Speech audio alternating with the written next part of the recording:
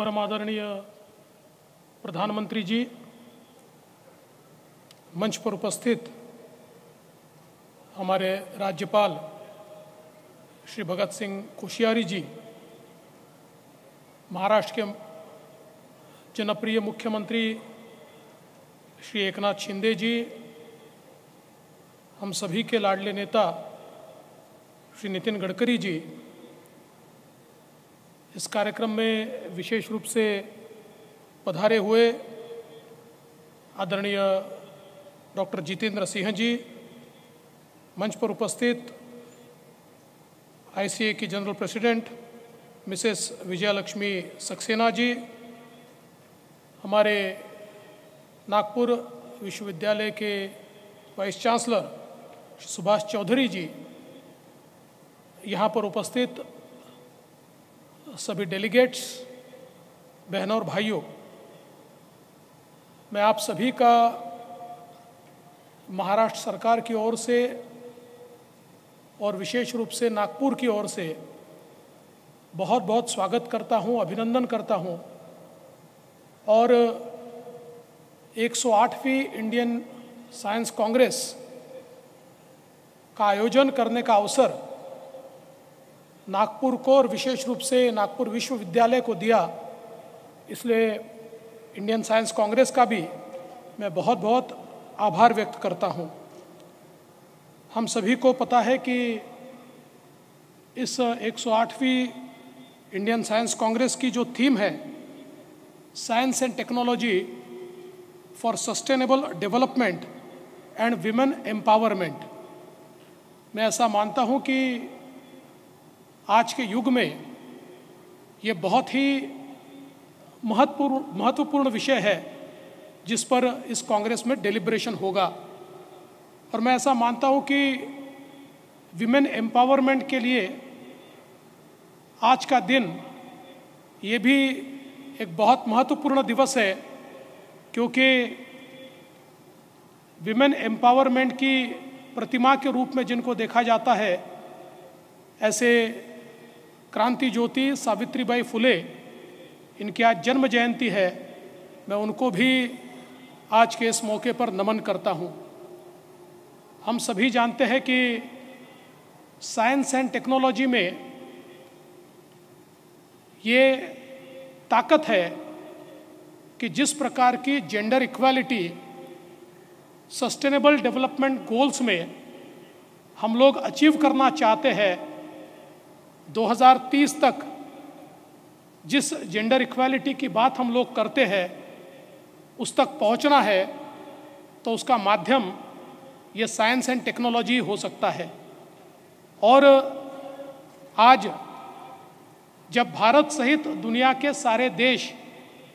जलवायु परिवर्तन के कारण सस्टेनेबिलिटी की खोज कर रहे हैं, जिस समय मनुष्य के अस्तित्व पर एक संकट है, हमारे कृषि के सामने, हमारे पर्यावरण के सामने एक संकट है, ऐसे समय सस्टेनेबिलिटी ये एक बहुत महत्वपूर्ण विषय है। और विशेष रूप से जब हम सस्टेनेबिलिटी की बात करते हैं तो उसका यही मतलब होता है कि संसाधनों का हम उतना ही उपयोग करें जितना हमें आवश्यक है, हमारी आने वाली पीढ़ियों के लिए उनको उपयोग करने के लिए हम संसाधनों को छोड़ें, न कि उनके सारे संसाधन हम ही अभी इस्तेमाल कर ले और उनके लिए एक बहुत ही खराब दुनिया हम लोग छोड़े। इसलिए भविष्य का विचार करते हुए हम लोग जब संसाधनों के इक्विटेबल डिस्ट्रीब्यूशन की बात करते हैं तो ऐसे समय साइंस एंड टेक्नोलॉजी में ही वो ताकत है कि जिसके कारण हम लोग इसको अचीव कर सकते हैं। विशेष रूप से हमारे प्रधानमंत्री जी के नेतृत्व में जिस प्रकार से देश ने तरक्की की है, विज्ञान और तंत्रज्ञान के क्षेत्र में जिस प्रकार का परिवर्तन हुआ है, भारत ने अपनी ताकत कोरोना के समय पूरे दुनिया को दिखाई, जब भारत ने अपने देश में तैयार की हुई वैक्सीन ये 125 करोड़ लोगों तक पहुंचाई और देश को तो बचाया पर कई देशों के नागरिकों को भी भारत की वैक्सीन के कारण जीवदान मिला, तो मैं ऐसा मानता हूँ कि भारत का एक बहुत बड़ा कंट्रीब्यूशन हमारे प्रधानमंत्री जी के नेतृत्व में हमने देखा है। और विशेष रूप से जब हम टेक्नोलॉजी की बात करते हैं तो टेक्नोलॉजी एक लेवलर है। टेक्नोलॉजी एक ऐसा टूल है जो किसी भी प्रकार का डिस्क्रिमिनेशन नहीं करता। उसको ये नहीं पता होता कि व्यक्ति पुरुष है या स्त्री है, वो अमीर है या गरीब है, वो किस जाति का है, समाज का या धर्म का है। वो एक इस प्रकार की लेवल प्लेइंग फील्ड तैयार करता है जिसके कारण मैं ऐसा मानता हूँ कि निश्चित रूप से सभी को अपॉर्चुनिटी मिलती है और इस अपॉर्चुनिटी के कारण सभी को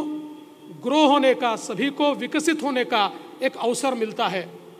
मैं आज के इस मौके पर निश्चित रूप से इतना ही कहूँगा, 108वीं इंडियन साइंस कांग्रेस ये यशस्वी तो होगी ही, लेकिन यहाँ पर जो डेलिब्रेशंस होंगे साइंस एंड टेक्नोलॉजी के फील्ड में और विशेष रूप से उसके आधार पर विमेन एम्पावरमेंट के फील्ड में हम ज़रूर इसके कारण बहुत बड़ी तरक्की करेंगे। और साथ साथ आने वाले दिनों में विशेष रूप से हमारी जो विमेन पावर है, हमारी जो नारी शक्ति है, इस शक्ति का आविष्कार हमारा समूचा देश देखेगा और उसी के भरोसे हम सब लोग मिलकर तरक्की कर पाएंगे। मैं फिर एक बार इस 108वीं इंडियन साइंस कांग्रेस को बहुत बहुत शुभकामनाएं देता हूं और यहां पर मुझे निमंत्रित किया इसलिए आभार व्यक्त करते हुए अपने शब्दों को विराम देता हूं। जय हिंद, जय महाराष्ट्र, जय भारत।